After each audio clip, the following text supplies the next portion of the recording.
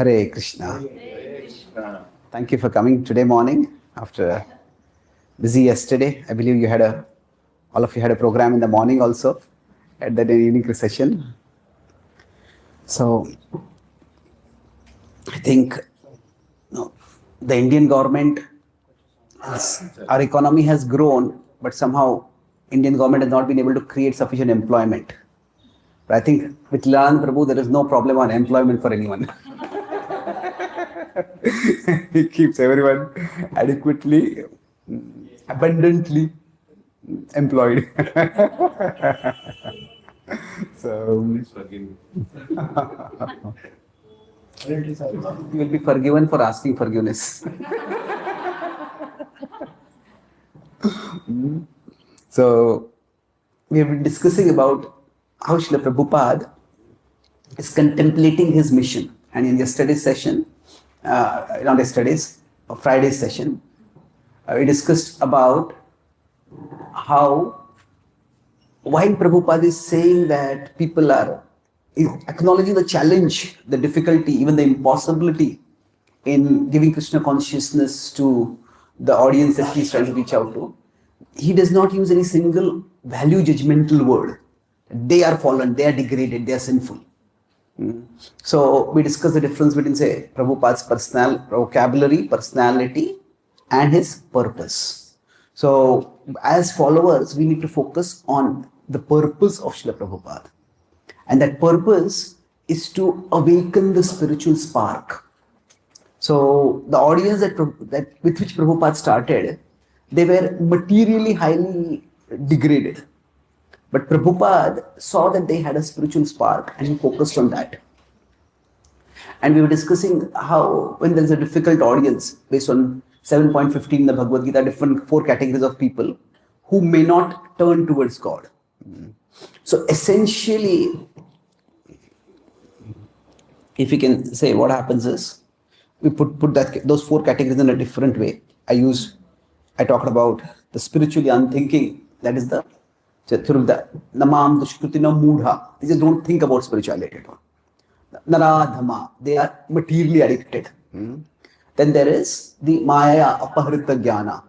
They have intelligence, but the intelligence comes to false conclusions. And Asuram Bhavam Ashrita is those who are completely demoniac. So basically, if the soul is here and Krishna is on top, these 4 mentalities run a spectrum. The first is that they just don't have the consciousness to look upward. They just don't, they look materially only. Nobody has really been able to break through to them that there is more to life. So they only look at material things. Now, this is the Mudha. They just look at material things. Some sense object would be here. The Naradhama is slightly lower. It's not just that they look at material things, they are addicted to material things. That means the material things bind them. So one is almost like more than ignorant, they are just unaware. But here, by their own actions, they are so caught in material things like Asha, Pashi, Shatair, Baddha. They are bound. Now again, these people may not be anti-God, but it's more like they have no time for God, no interest in God, because other things have caught them so much. Now, Naradhama, that is Naradhama. Now, if you move to Maya Aparita Jnana, it is they are themselves, it's like they are looking for alternatives to God, but more not just at the level of desire, at an intellectual level. So ultimately, the whole material world is for souls seeking substitutes for God. But at one level, there are people who have just forgotten God, don't know about Him. Others who already think that XYZ is an alternative. But this is more at the level of desires. Some desire has caught them. But here, Maya Aparita Jnana, also we could put it in a similar way only. But here how it is, and okay, there is some object which has, some conception has caught them. And now this is not so much a matter of desire, but a matter of conceptions. That's from the mind come desires, from the intelligence comes conceptions. The conceptions can be misconceptions also. So it is not that people with desires don't have conceptions, and it's not that people with conceptions don't have desires. But when people are caught with some conceptions, then that is the primary thing keeping them away from God. So there was the atheist was reacting to Christianity. He asked, why don't you believe in the idea, believe in God?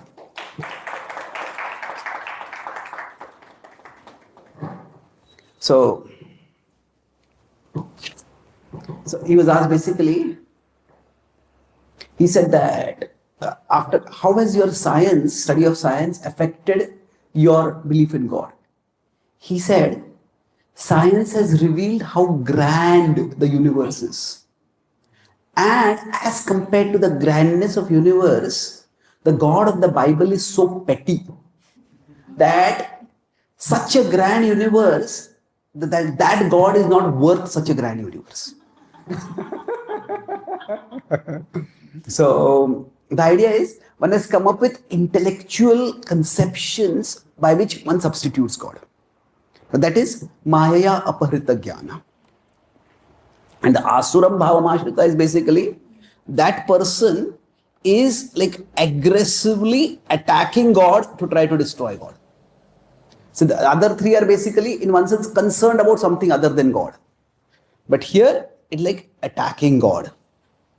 The purpose of their life is nobody can attack God. Bhakti Thakur would give the example that criticizing or condemning God, attacking God is like spitting at the sky. What happens? The spit comes back on your own face. But it's Asuram Bhavamashita. So the idea is, I don't even think about God. I desire something else much more. I have my own ideas of what I want to do. I want to destroy God intellectually, not physically. So the idea is, these are ways, Krishna says, these are dushkritina. So this is 7.15. Now after this, in 7.60. So now among these people, how do we actually help them? It's quite difficult to help them. Like yesterday we said that they explained that sometimes we just have to give people time. That through their time, through the passage of time, they learn through experience. So now generally, when a person turns towards God, that is the next verse, that let's recite the verse. Many of you, I'll just get it here. Chaturvidha bhajante mam jana sukrutino arjuna arto jigyasurartharthi jnani cha bharatarshava. So Krishna is talking about 4 categories over here. I would like to simplify this into 2 broad categories, and then we'll put this, that the world is in front of us and God is above us. So most people, their vision is caught in the world. So when will their vision rise upwards? There are 2 reasons for it. One is, I am not good enough for the world. That means, in the past it was that, I don't have enough food, I may not get harvest for my crops. Now it could be that I feel insecure, I have a lot of stress, I am not good enough for the world. That's one way people may turn towards God. And the other way somebody may turn towards God is, the world is not good enough for me. The world is not good enough for me. That means, this can be in an arrogant sense, but not exactly an arrogant sense. It's that what the world promises, it doesn't live up to its promise.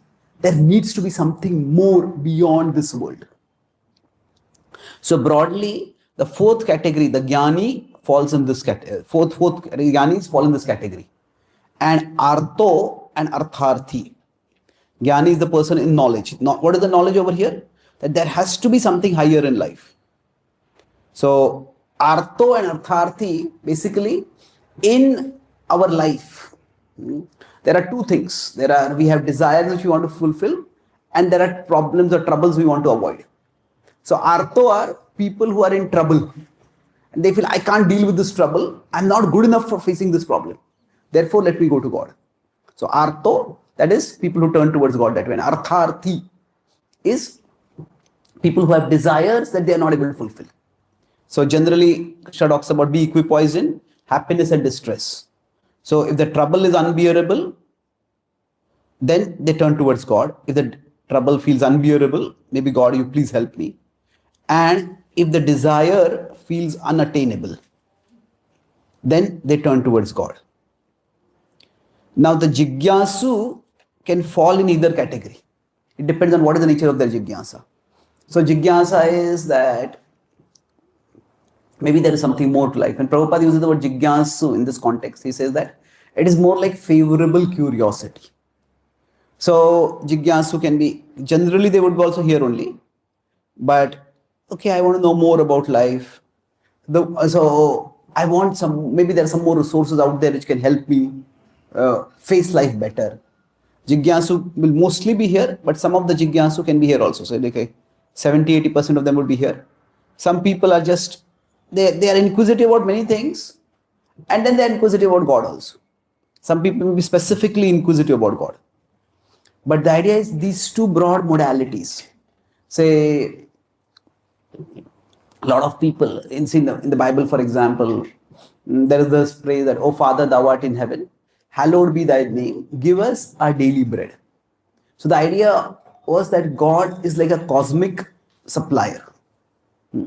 That in the past, when people were mostly in the agrarian community, for example, then if rains don't come, if there are no crops, there's no food. So the most immediate way people felt the need or the presence of some higher power was through rains, through crops, through nature. So now, as most people live relatively comfortably, not everybody, but say in the first world is quite developed, most people do not feel the need for bread. There is no shortage of bread. They may feel the need for butter. So it's not that you have got bread and you're happy. You always want something more. But the idea is that, oh, give me my daily bread. Now, Christians may give some more theological explanation of bread means whatever sustains us and all that. But literally, if you look in the context, it's a straightforward prayer. So that prayer may not resonate with people today, that give us our daily bread. So the idea is that now many people turn towards God not because they want outer food, but they want more of inner peace. So there was when I was starting Western Outreach in 2015, one devotee from America had sent me an article from New York Times. It says how Christianity has rebranded God. So basically, this particular author is a professor of religion or something like that, religious studies. So he had gone online or gone somewhere and in the top 50 churches in America, what were the typical topics of the sermons that were there in those mega churches. So, and all of them were about the mind, about emotions, about relationships, about don't be fearful, don't be insecure, be forgiving, things like that. So he said that basically Christianity has rebranded God as a cosmic therapist. As a cosmic therapist. So the idea of God as a cosmic supplier, it's no longer relevant in today's world. But it is not that God has become irrelevant for people. It's just that what God provides. Now, of course, even the supplies are ultimately coming from God only. But we don't so immediately feel the need for it because it's relatively easily available. But what is lacking is that when I say, oh, I am not good enough for the world, it's more in today's world for inner insecurities or inner troubles. So from that perspective, here when Prabhupada is saying that ki bhave bujale tara bujhe se rasa, Now, in one sense, Krishna consciousness is far above just talking about the existence of God. Far above you're talking about the need for God. It is talking about love of God. It is not about bringing God into our life. It is more like we entering into God's life. We becoming a part of God's plan. So, like Krishna descends to this world and Krishna plays his flute. And what is Krishna's purpose? Krishna is inviting us all. Join me in my pastimes. So for most people, even pious people, their idea is, I want to perform pastimes here. God, you join me in my pastimes. You help me in what I want to do. I want to do spectacular things. So basically, we could say, be a part of my life, okay? So this is my life, and I want God to be a part of my life. And God to play a supportive role. No, I'll be the hero, but you be the support cast. Now, the idea is that Mamayu Amsho Jiva Loke. That means there is God's life, and then I become a part of God's life. So this is actually Krishna consciousness. So it is, in one sense, a very lofty level of consciousness. So now, of course, there is a progressive stage, and that's why akamaha sarva kamo va moksha kamo udaradhi. That whatever desires we have, we may come to Krishna. So it's Krishna consciousness, that we want to become conscious of Krishna so much that we realize that I'm already within Krishna. It is Krishna who is sustaining this world. Krishna is this world ultimately, in one sense. So from this perspective, when Prabhupada is talking, Prabhupada is contemplating how will people understand all this. So ki bhave bujale tara bujhe sei rasa. How will they come to understand the taste of your love, so deep, so grand? See, for most people, God's love is seen primarily in terms of this world. That if things are going right for me, then God is good to me. God exists and God is kind and God is loving.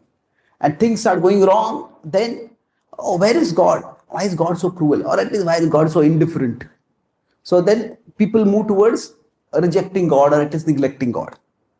So when we talk about Krishna consciousness, it is about focusing on a dimension completely beyond this world. So the idea is that rather than, if we consider, let's say this world is a place of duality. Now in the duality, when we turn towards God, many people turn towards God so that the negative duality is not so bad and the positive duality becomes better.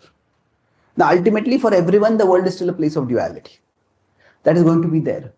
But eventually, if we see, the focus of Bhakti, especially serious Bhakti, is not so much what we get in the world, but what we get something beyond the world.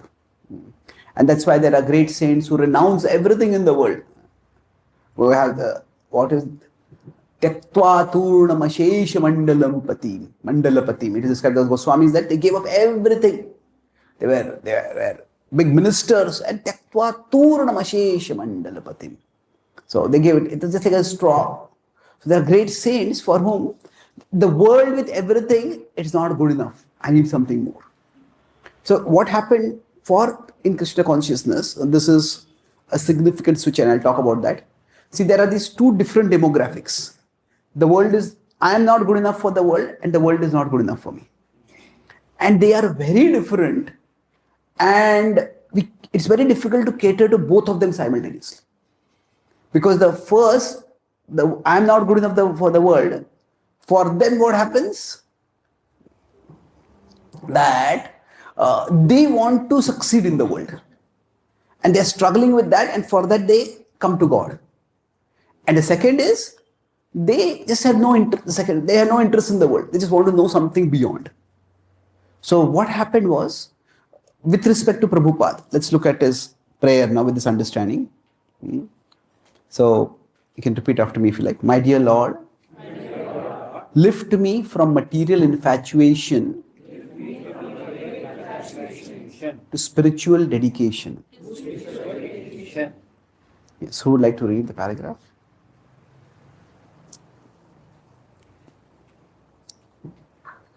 My dear Lord, Srila Prabhupada highlights the vast gulf between the materially infatuated and the spiritually educated. Those who are constantly seeking, scheming, and dreaming of sensual pleasure often have no inner space left to perceive spiritual joy. Yes. So Bhogaishwarya Pasaktanam, that was basically the consciousness completely captivated. Then what happens? There is no inner space for God in their such life. These are the materially infatuated people. So from the materially infatuated, take somebody to the level of being spiritually dedicated. It's a huge journey. A vast gulf is there between. So how will people relish the taste of spiritual happiness? Who would like to read here? Yes. O Lord of all joys, sensual pleasures are gross in both form and feel, loud in their visibility, insistent in their contact between senses and sense objects. They parade before us, demanding attention.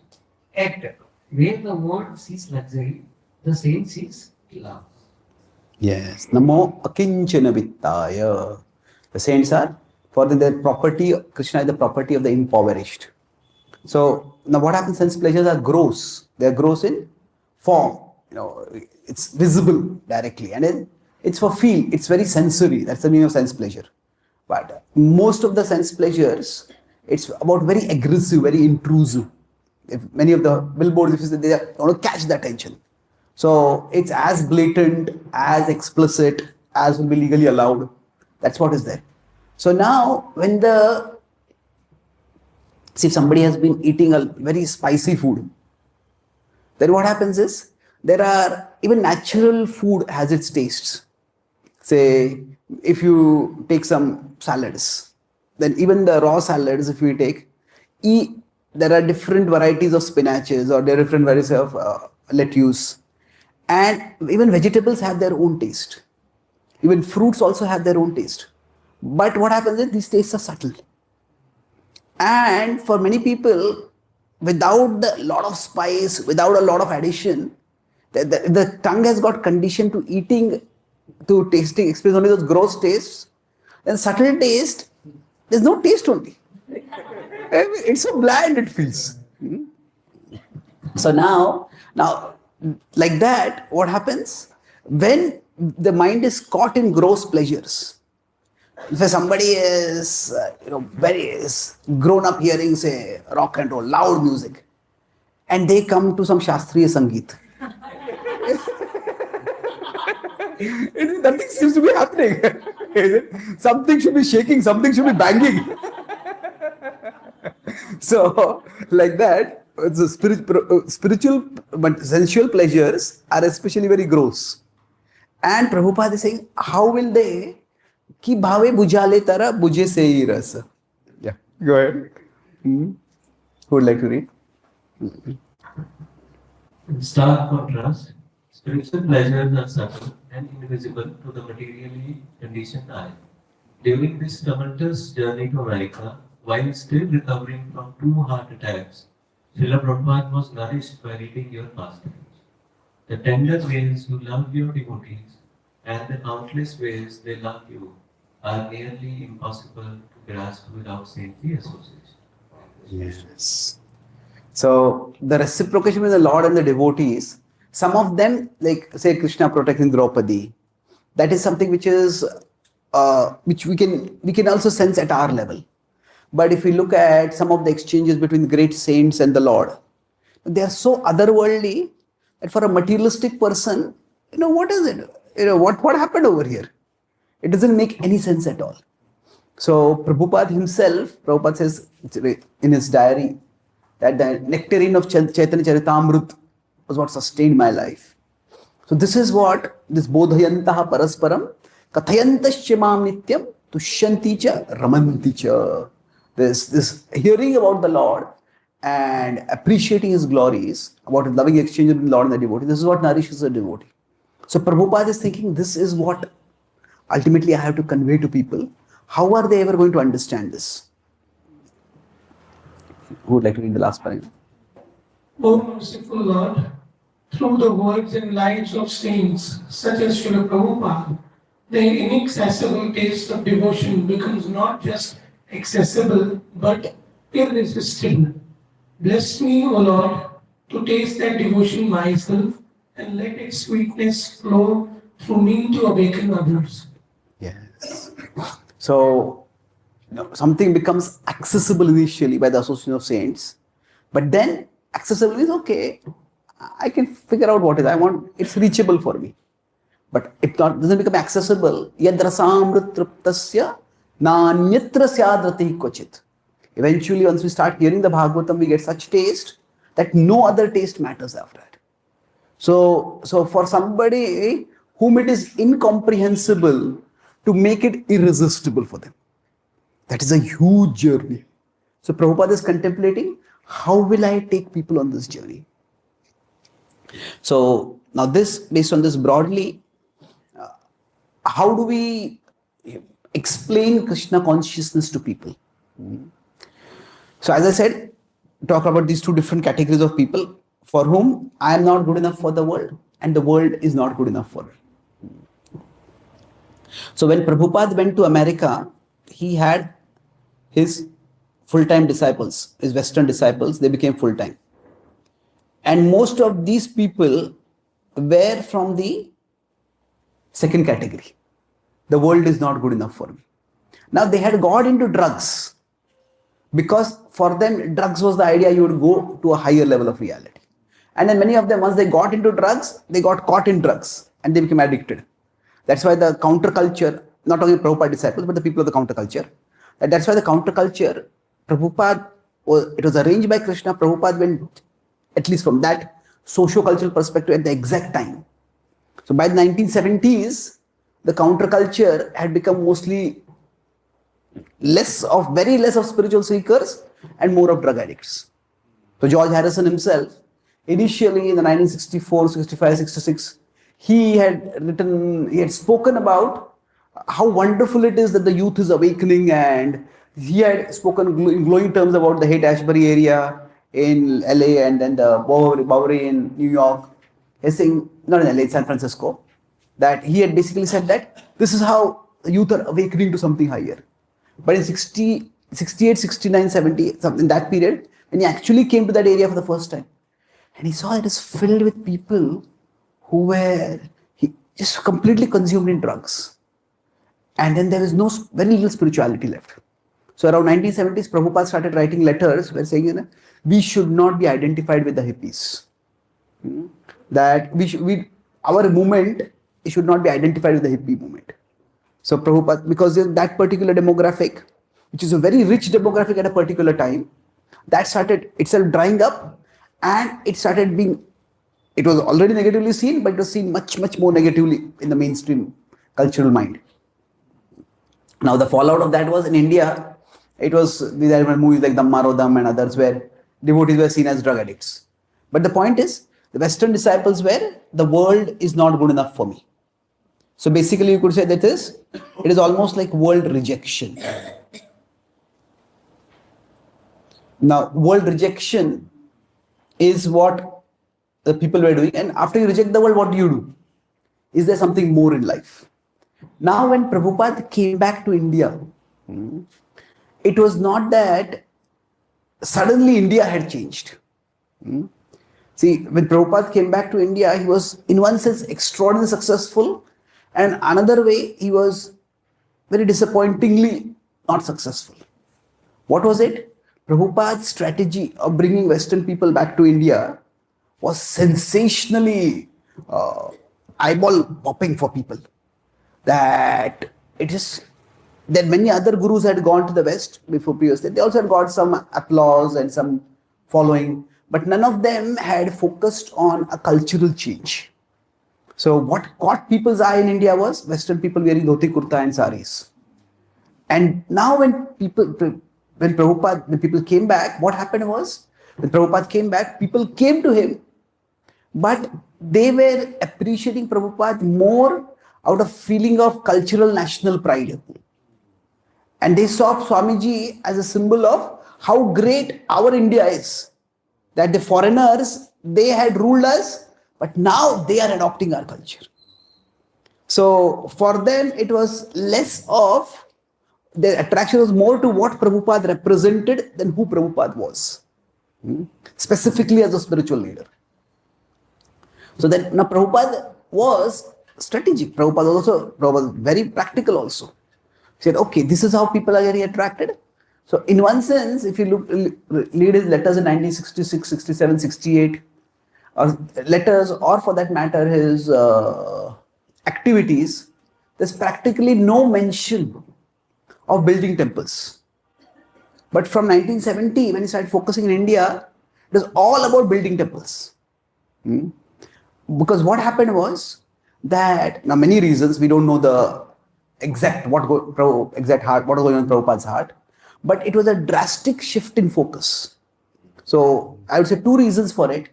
It was that for Indian leaders, for Indian people, Swamiji was extraordinary, and his Western followers, they were again more symbols of cultural curiosity and cultural superiority. They didn't see these Western followers as potential spiritual teachers for them. They are like specimens of how great our culture is. Not that you are going to teach us what our culture is. Isn't it? So at that time, Prabhupada wanted to, in one sense, create an infrastructure which would nourish his Western disciples when they came to India, and which would show Indians that there is real authentic spirituality over here available. And of course, it would engage Indians, because building temples is a very pious activity, and many Indians, many Hindus especially, they want to contribute to that. So Prabhupada focused on that in India. So, but we could say the followers of Prabhupada in India, they were definitely not in the category of world rejection. He had life members. Now, life members, most of them were financially well-to-do people, socially well-established. Many of them were also spiritually well-established. They had their own guru from their family history or whatever. But they appreciated Prabhupada. So this was a huge disconnect between these two groups of people. Now, these groups of people were not exactly at, I am not good enough for the world also. But they were not at, the world is not good enough for me. So that's why I said when you have categories, not everything fits in those categories. But it's good to start with those categories, and then we can see how things work out. So for them, what was that? Yeah, life has many good parts. Spirituality is also a good part. It's an important part. And they wanted it to be a part, not the whole. So Prabhupada accommodated them. So now today in ISKCON, we have most devotees are congregation devotees. So Western disciples they were full-time basically. They were in the temple. I'm using full-time in the sense that they were in the temple. The most congregation devotees, they have their jobs, they have their careers. They're somewhere in between. So now, broadly speaking, apart from the world rejection model, there are two other models. Let's put it this way. Or we can say model or approach. One is, that is of complementation. Complementation is that material life is important, but is not sufficient. Spiritual life is also important. So we could say that most of the life members, they fell somewhere in this category only. That material life is important, but spiritual life is also important. And beyond that, the third category is improvement. Improvement is where your spiritual life will improve your material life. Now, how is that? You do some puja, you give some donation, your business will flourish by that. That is karma kandi version of improvement. Now, what is today, like I started by talking about this cosmic supplier and cosmic therapist. Most people, there are a significant number of, say, pious people who may donate to God and who may give some cause, hoping for material prosperity. But most people who turn towards God today and turn towards spiritual practices, not most, a significant number of educated people, educated, well-established professional people, they turn towards God not because they think that, okay, by worshipping God, my material prosperity will increase. It is more that in the self-help genre, there is a devotional self-help kind of thing. So that I turn towards God so that I'll be able to manage my emotions better, so that I can perform better, so that I can succeed in my life. So one devotee called this psychological karma kanda. So that is at the level of I want material gains only, but it is more not so much at a physical level, at a psychological level.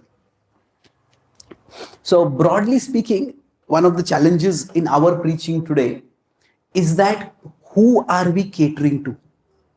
Are we catering to the rejection audience? Are we catering to the complementation audience? Are we catering to the improvement audience? So conventionally, ISKCON focused only on the rejection audience, traditionally. And that's why in the early years, in America also, ISKCON was not very successful at attracting Indians in America. In 1980s-85, Ravindra Swarup writes in one article, he said that we noticed that Indians would come regularly to the temples. And initially we preached to them. When ISKCON started opening centers, he was talking about his experience in Philadelphia, but other places also. We would preach to them, but within a short while, we recognized that these are not going to become devotees. Now, at that time, becoming devotee meant moving into the temple. That was the idea of becoming a devotee. And Indians had gone there for greener pastures, for greater economic success, and they had no interest in renouncing the world. That's why, from the devotees' perspective, they said these are not moving into they are not going to become devotees. But they would come week after week after week, and they would give some donations. They would support the temple. But then what happened was, so he was saying this curious paradox that if anybody had asked these Indians on the streets that which religious group do you belong to, or which spiritual group do you belong to, they would have said the Hare Krishnas. But if somebody had asked us, are they the Hare Krishnas? No, they are not Hare Krishnas. So it was only when in 1980s, basically, our movement ran into a lot of financial trouble. Many reasons, but America was much more open to book distribution. And then because of various things, because of anti-cult fears, because of our own devotees sometimes misusing Prabhupada's statement about by hook or crook, misusing that statement and distributing books by less than ethical ways. So basically in America, what happens is somebody is not able to keep a job. Then then the government provides some support for them. Maybe they are drug addicts, they are recovering from drug addiction. The government provides them money for every 15 days or every 1 month. At a social welfare office, they will get a money. They'll get money, and then just outside the social welfare office nearby, there are drug peddlers. So that they get the money and they take drugs. Now, after people take drugs, they are gone high. They are not having any sense. So what happened? Some devotees went there to distribute books. And they gave a book. See, in India, normally, although there's no price, there's a particular price we quote for the book. In the West, it is that you give whatever donation you want. So what happened? There was one person high on drugs, and a devotee gave him a book, and he gave $100 for that book. Now, $100 was supposed to sustain him for the next 15 days. And the devotee thought, hey, we got such a good amount. We got so much Lakshmi for Krishna. And all the devotees in many parts of America, they started going around the social welfare offices to distribute books over there. So they would actually wait when the person comes out. When does the person go to a drug peddler? When does they take drugs? And then you go and give them books. And then now we could say the devotees were well-intentioned. But what happened? Many of these people devotees thought, oh, we're getting so much Lakshmi for Krishna. But what happened? Many of these people, they died of starvation afterwards. Because they had no money. And especially if you take drugs and don't take food, the overdose effect can be much faster. Then the government started doing investigation. What happened? Why are these people dying so much suddenly? And then it came out that these Hare Krishnas are taking all their money. Now, we were not stealing the money. They were themselves giving up. But the idea is that when they are high on drugs, they are mentally a bit incapacitated. So this was one reason, major reason, that basically sometimes good intentions can lead to terrible consequences. So after that, the backlash against book distribution was so much that many places book distribution became almost impossible. And book distribution was the main source of money for the temples. And in many ways, in the 1980s, ISKCON could have shut down at that time. But it did not shut down because at the time Indians came forward. And Indians started contributing, Indians started donating, and ISKCON started valuing the Indians. Because as long as we had other sources of income, we didn't value them so much. Okay, they're not devotees, they're not going to become devotees. Sorry to put it so bluntly. There is a very European thinker, he said that when it comes to money, everyone belongs to the same religion. So, of course, there's Artha, and Artha should be used for Paramartha. But Artha is required in this world. So anyway, what happened? That's the time ISKCON started valuing Indians. And then slowly, the ethos, okay, these Indians, they are never going to move into the temple. But still, they are serious devotees. They want to be devotees. So then, how do we redefine being a devotee? In one sense. Because being a devotee was moving into the temple. If you are not moving into the temple, you are a second-class devotee, third-class devotee, like that. There's some kind of devotee you might be there, but not a serious devotee. So that's when the whole approach of congregation preaching started. So it started in America and slowly started in India. So it is if you see in the history of ISKCON, it was late 1980s that ISKCON actually started growing in India. Whether it is Bengal, whether it is here, whether it was Mumbai, whether it was Delhi, the main places where we started growing. So basically, slowly, ISKCON has started moving towards the complementation approach. Not the rejection, but the complementation approach. That yes, your material life is important, but your spiritual life is also important.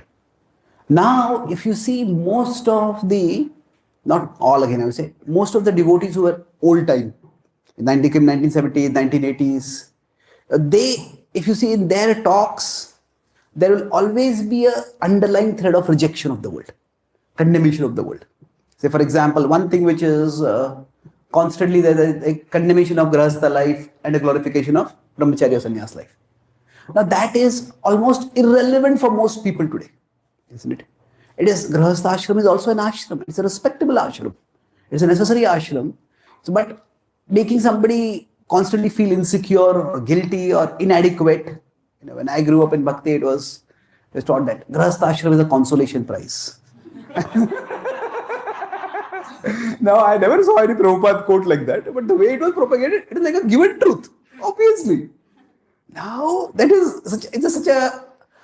is like in football, there's a term called self-goal. Self-goal means, instead of hitting a goal with the other party, you're hitting a goal in your own thing. So, it's like we as a movement are making our own dedicated devotees feel discouraged and insecure and guilty, and it doesn't serve any purpose at all. So slowly we have started shifting toward the complementation approach. And you could say the most successful preachers today are those who are more or less the most successful within ISKCON are in the complementation approach. And material life is important, but spiritual life is also important. Now this rejection model, I'll make one last point, then we can have question answers, or 2 points rather. This rejection model, where it hit us the most was in terms of our children.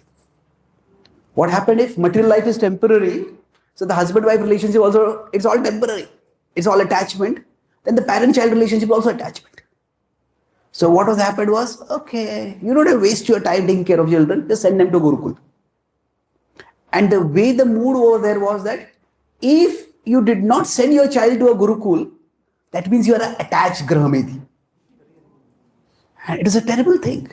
Now Prabhupada started a Gurukul, but Prabhupada never put a pressure like that you have to send your children to Gurukul. And even if the children were there in the temple, the idea is that you will have one person who cannot do book distribution, who cannot do preaching, who cannot do pujari services. That person will take care of all the children, and all of you go for book distribution, all of you go for pujari service, all of you go for other things. So what happened was, in the first generation, very, very few devotee children became devotees. So the rejection model doesn't work where commitment is required. See, there is attachment, there is detachment, and in between there is commitment. So commitment is required, especially in parenting. So the slowly that dynamic has been changing.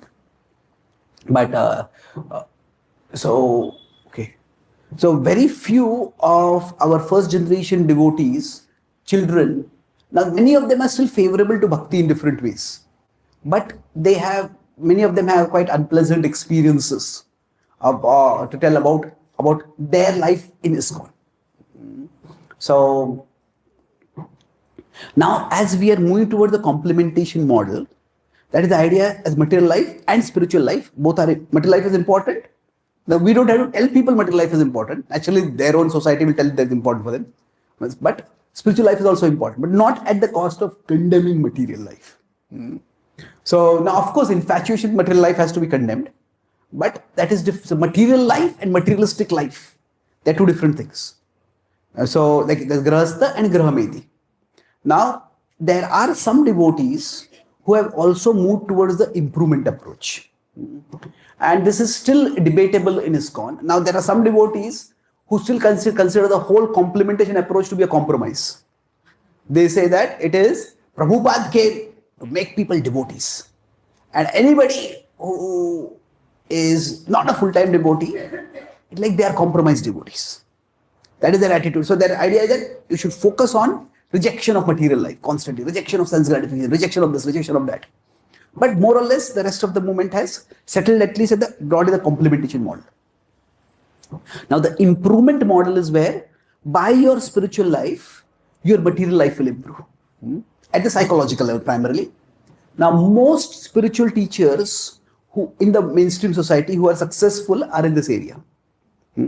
Those who are like the Dalai Lama or Thich Nhat Hanh or they are Buddhist teachers, or in if we say Ravi Shankar or Sadhguru or whoever, they offer people insights and ideas and practices by which you can become more peaceful.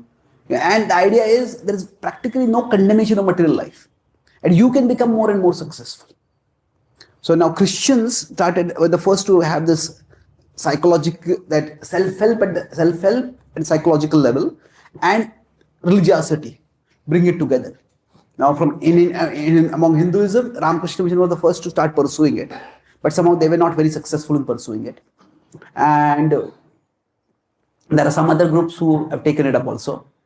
But the thing is, this improvement approach, there are few devotees who are doing it here and there. But in general, that approach is still frowned upon in ISKCON.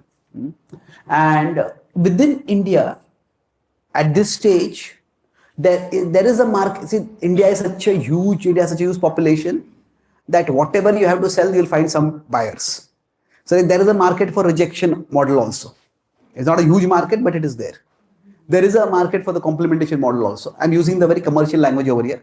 But the idea over here is that we're talking about where is the audience. So there's a market for the complementation model also. And there is a market for the improvement model, huge market for the improvement model. So in general, when people take to a spiritual path, they want it to be as less expensive as possible. Expensive, not just in terms of finances, that's a small part. It's more in terms of how many cultural conceptions they have to change, or how many conceptions they have to change, and how much of their lifestyle they need to change. So if for somebody with the complementation level, we present them the rejection model, then even if they think this is good, it's too expensive for them. And if it's too expensive, they won't take it up. So for us, and Prabhupada said, Ki bhave bujale tara buje se rasa. So within the complementation model, are we able to give sufficient Krishna consciousness? Are we able to take people from this point where God is a part of my life to my life is a part of God? So in many places it is happening successfully, and in some places it is becoming very ritualistic, very strict following of rules and rituals, but that broadness of spirit that is not coming. So this is where our movement is at right now.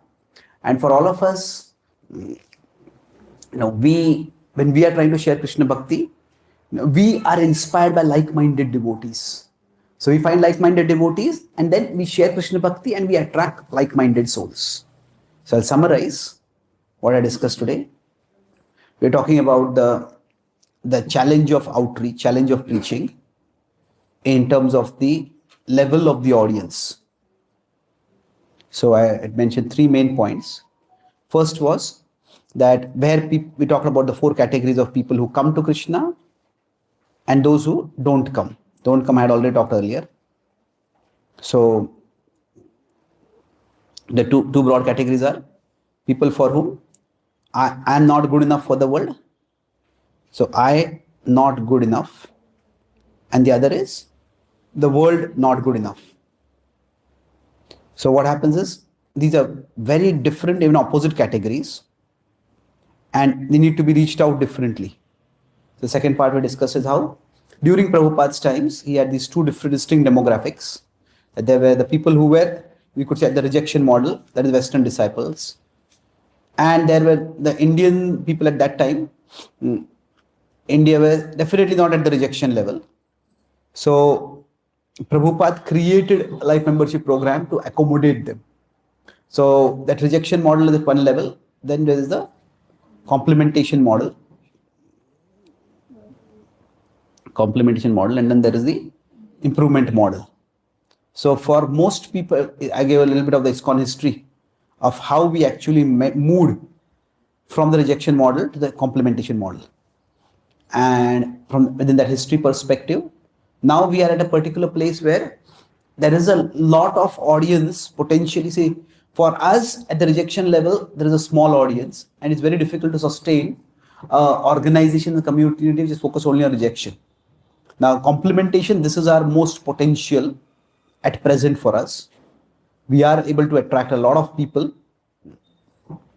that at the present, and then improvement, whether we can reach those people, that is small. Maybe it is possible, but that's not our focus right now. So for us, the challenge that was there at Prabhupada's times, the same challenge of attracting people is there.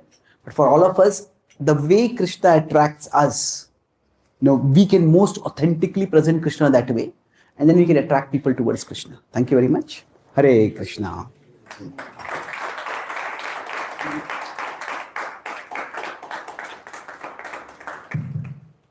Hare Krishna. So, few questions. Okay. Yeah, please. Prabhu, the question that I have is, the aspect of full-time devotee is still non-existent in India. If you just keep us on aside, if I typically think about my childhood, I'm going to a temple, there is only one pujari in the temple, and everybody goes to the temple at a certain time, evening or morning, they attend something or some ritual is done, they all go back home. The aspect of becoming a full-time devotee is close to non-existent, to my knowledge, in India. And when Prabhupada comes from India and he is going to the US, and Prabhupada implemented a full-time devotee, kind of culture, which I don't know if he saw it in India, maybe in Gaudiya he saw, or which Prabhupada might know that this is not something that people can sustain, a full-time thing, which also became a problematic thing as later, as you said, some people don't have to be full-time, they can still do a lot, being outside, complementing this. So why did Prabhupada start with such a full-time model, and till when did he think it should continue? Okay. So why did Prabhupada focus on a full-time model when that's not at all common within Hinduism? And till when did he continue to emphasize that? I think different devotees will have different opinions about this. I'll tell you my understanding that in the history of our tradition, if you look at the Gaudiya Sampradaya specifically, we look at broader Hinduism later, that broadly there were two kinds of gurus. There were the traveling sannyasis who were gurus, and then there were local priests who were also gurus. So the Jati Goswamis who continued on, they were like the local temple priests. So when you have to get the name giving ceremony for your child, you want to get married, you go to the local priest. And they were more into rituals, but they will also share some wisdom. And they're the sannyasis who were traveling. So like Advaitacharya was initiated by Madhavendra Puri. But as far as the records go, they met only once. And then it was not that there was follow-up and continuously cultivation or anything like that. So the Madhan Dipul went on, and the local devotee community, Advaita Acharya continued his bhakti and he grew.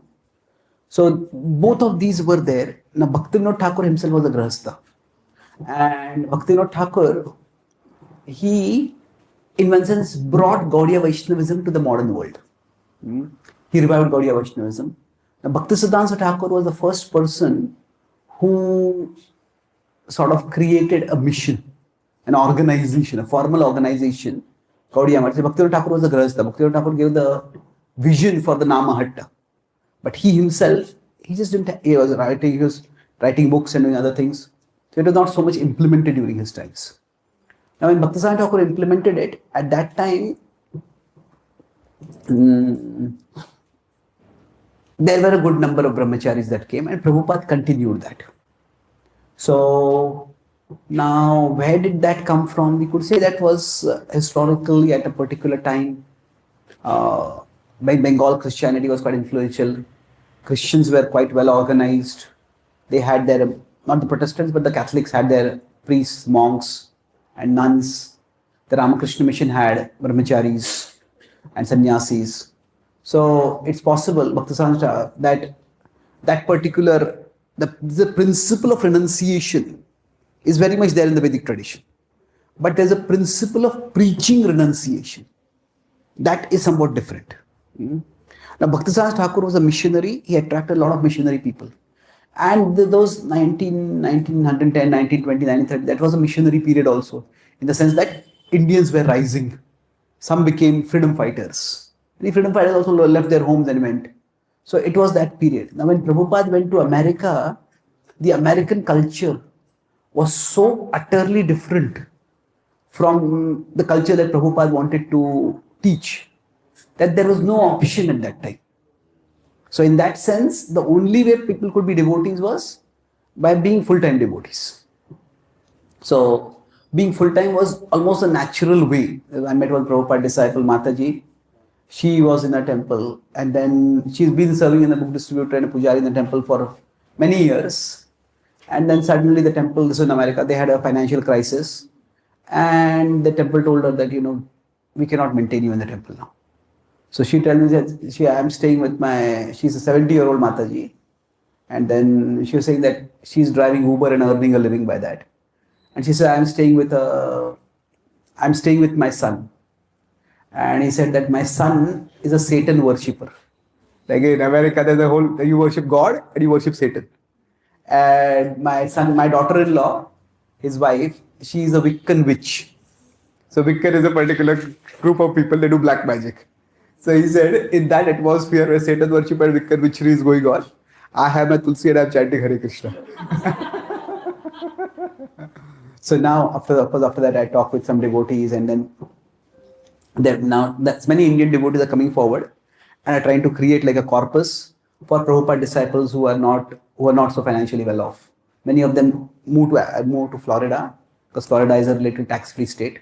It's considered a retirement state. But your point is that this is an example of how the original culture is not at all favorable for bhakti. So in that sense, their becoming a devotee meant being full-time. Now, I wouldn't say it's only Prabhupada talking about it at that time, or adopting it only that time, because in the West it was not possible. But it is Prabhupada in India also would say to families, give one son to me. You have two children, give one son to me for a missionary work. So that way, that missionary spirit was there in Prabhupada very much.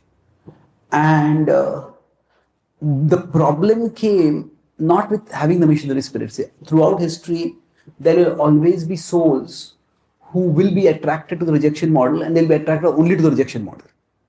They will not be attracted to the complementation model also. Maybe they are more evolved from their previous life or whatever. And every spiritual tradition needs those people. But the problem became when that started being presented as a norm. That this is the standard, anything less than this is not the standard, is below standard. So I think whether Prabhupada wanted that I am not sure about that. But somehow that became perpetuated. See, Prabhupada was not there with us for a very long time also. He was there for 10 years. And in one sense, what I talked about children getting neglected. Would Prabhupada have supported that? I think. But how many devotees had children? See, that way, or how old were the children? Like the first devotee was initiated in 66, 67, 68, 67, I believe. And then, so that if they had children, none of them were married when they got initiated. So their child was 5, 6, 7, 8 years old. So we didn't really have Prabhupada at a time when how to guide your teenage children, how to help them in their career, and things like that. There is one account, the Markine writes that when Vrindavan, there was Prabhupada's son who came to meet him, and he told that we are having a lot of financial trouble. So Prabhupada told him that you should take more responsibility, you should earn a living.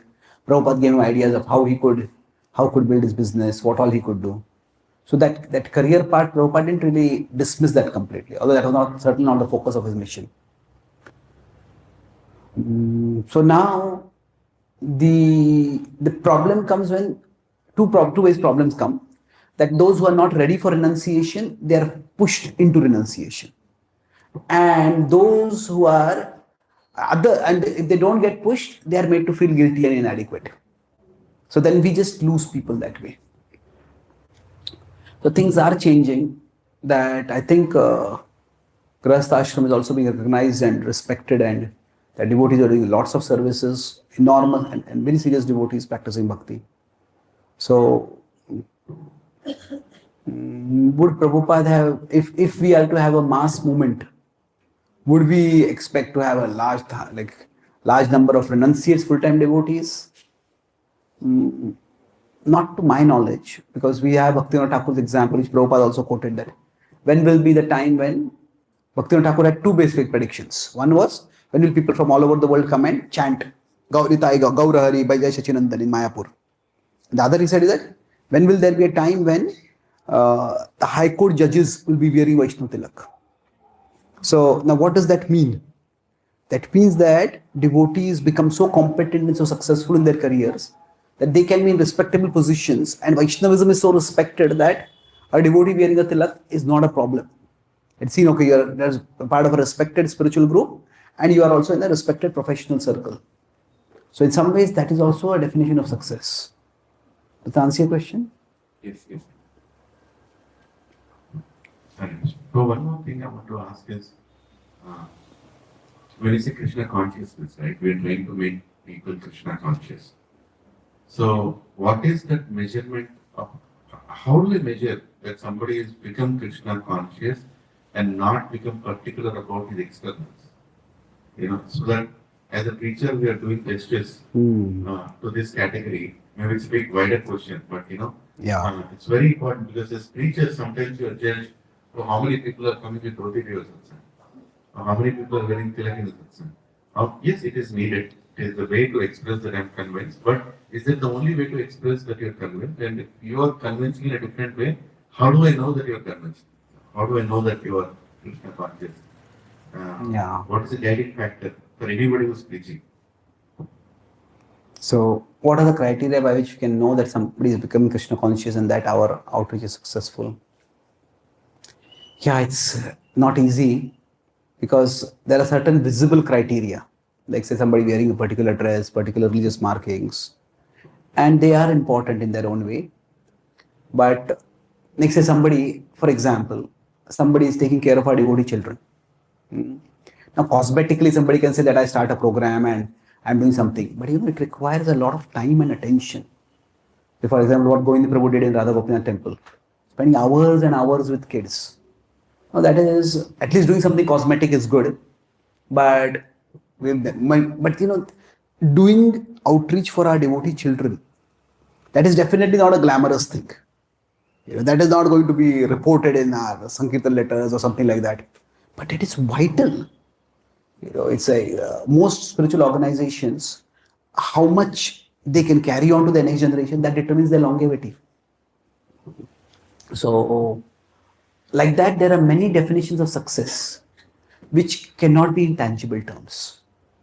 So, in one sense, if you consider the Journey Home book, at one level it has been enormously successful in in opening people's minds to Krishna consciousness, to bhakti, and getting them to appreciate it. But in terms of, say, how many people became initiated devotee chanting 16 rounds by reading that book? Well, there are a significant number of people, but it's not a huge number. But the whole way that book is written, it is not for that purpose. It is more to open people's minds to Krishna bhakti, open minds of people who are spiritual seekers, who may see as a sectarian or whatever. So I would say that many areas like that are where you cannot have a tangible definition of success like that. Not tangible, like a measurable definition of success. So Bhakti Shastri, for example, we are doing Bhakti Shastri, Bhakti Vaibhav. Then we can have, okay, these many students graduated from it. But unfortunately now what has happened, that in many places, people actually, I was in one institute where they have lots of, one ISKCON institute only, where they come, where they have lots of people coming and doing Bhakti Shastra degree. I was quite impressed by the numbers. But when I went there, I was supposed to teach the Bhagavad-Gita, and they told me, I give one class, and my analysis was quite deep, and they said, the organizer came to me and said, really, people are finding your class very difficult to understand. So I'll tell you who are our best teachers. The best teachers are, we start with the open book questions, and we directly teach the answers to the open book questions. And you just read only those purports, or point out this answer is in this purport, this answer is this purport, explain the answer. And they're the most loud teachers. Now, are you really studying the Bhagavad-Gita, or are you passing an exam? Isn't it? So what happens is, now Bhakti Shastra is a good metric, but then again, everything can become just so externalized. So now, what do we do about it? It's like an institution. There has to be some tangible numbers which are important, but the intangible also has to be valued. Now, intangible also can be made tangible. Okay, attending the morning program every day. That's important, at least for people who are sensitive. But is that the only metric again? So I think the intangible aspect is something which is more like implicitly understood. And that's why like-minded association is required. That each devotee, when you say like-minded association, one simple way to understand it is that devotees who have a similar definition of success. Who is like-minded? Somebody for whom book distribution is the main definition of success. Then they will naturally gravitate toward other book distribution. But somebody who is building a community, for example. Now, when we scale it up too much and too fast, then we have more of a crowd than a community then. Isn't it? So now, can we upscale while also maintaining the community spirit? Or at what pace can we upscale? So there are temples which have huge crowds. But then what happens? There are fights in between the crowds and people in the crowds, and it becomes quite messy. So I would say that it's very difficult to have one tangible measure.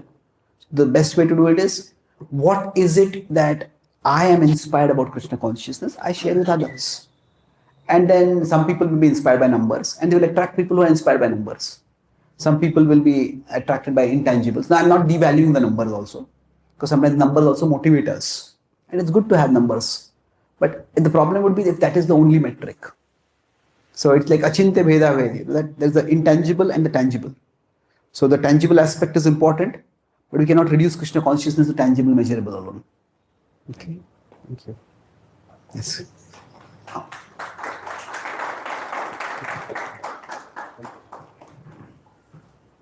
Thank you, Prabhu. You have touched a very good point about the complementation where ISKCON is right now. So my question is like, what the plan of ISKCON going forward? In the sense like, is ISKCON thinking about being a self-sufficient community? Because like most of us who are dependent on jobs outside, why can't they do like within ISKCON only? Like, I mean, we have to do job externally, even though we may not like it. We have to do to support our families. So if we do what we like, can we maintain ourselves also? And mostly now with all these like laying offs and everything, we are like confused, right? I mean, what should be our plan? And also, you didn't talk about the Daiva Varnashrama, but like, will that be a self-sustaining community if we implement that? Is ISKCON planning to do that within ISKCON? Daiva Varnashrama. Okay. Okay, this is an important question, that is ISKCON thinking of becoming self-sufficient in the sense of, say, our devotees, instead of having to work outside, can work in some ISKCON related setup, and then they can earn their livelihood. And now the outside world, there's so much insecurity. Then Radha Gopinath community, Bhaktivedanta Hospital is a model of that. I would say there are three kinds of models you could have. One is where ISKCON itself starts a project, and that employs a lot of people. So now it will always going to be limited, and we can't really pay a lot in that. So if we have a magazine and we have magazine editors, now our magazines are never going to sell like outside magazines, and how much can we pay the magazine editors or the magazine marketers or whatever? So we may have Govindas. In Govindas we can pay people a decent amount. But so one is, there are some things directly with ISKCON. ISKCON gift shop, ISKCON Govindas, ISKCON Yogshala, ISKCON call, I don't know, they want to use our call centers or whatever, where we are connecting with people and cultivating people. Fine. Now these are very limited professions. So within ISKCON, I think it's going to be always there, but it's going to be a niche. It's going to be not niche, narrow. I would say not niche, narrow. It's going to be a very narrow range of professions. So now, right now, I've seen I've talked with many senior leaders about this. What they said is that full-time Grahastha devotees, it's our experience with that has not been very good overall. Because say what happens is that this happened in some temples, that there's devotees who stay in the temple and they serve throughout their life in the temple. And then in future their child wants to study. They want a loan for it. And then the temple can give a loan for it. But then the child wants to go to America. And for that they need a loan. Now how much can the temple give? So it's like total financial dependence on the temple. It's not that they are not helped. What are they going to do? Where else are they going to go? If they can't, the temple doesn't help them, they're going to go and ask in the community. And if people give in the community, then the management is not very happy that you're giving something. It becomes messy. So full-time financial dependency on the temple is not really something which we have had a good experience with. And there are statements of Prabhupada saying that we should not be paying people or whatever. No, I would not say that those statements are absolute, because there are times when Prabhupada also hired people, no doubt. So now we put that aside. The second could be that there are ISKCON associated projects. So now Govindas is to some extent under ISKCON, but there are some people who start a restaurant chain. Now, especially outside India, it can be a very big business. And so there devotees can be selling sattvic food or whatever. And so there are a variety of industries variety of professions that could work like that. And there's some inspiration from devotees and from spiritual leaders and the spiritual principles, and then they're implemented.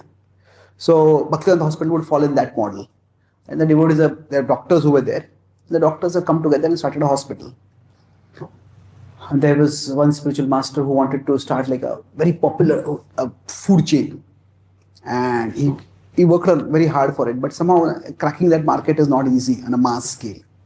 So it has to see how it can work out. So this would be more like, if you consider ISKCON is one circle, around ISKCON there is the Krishna consciousness movement. So probably within that it is more possible. And this is what we are saying is, within whatever professions are there in the material world, and within whatever professions people have trained themselves for, they create some collective forums where they work together.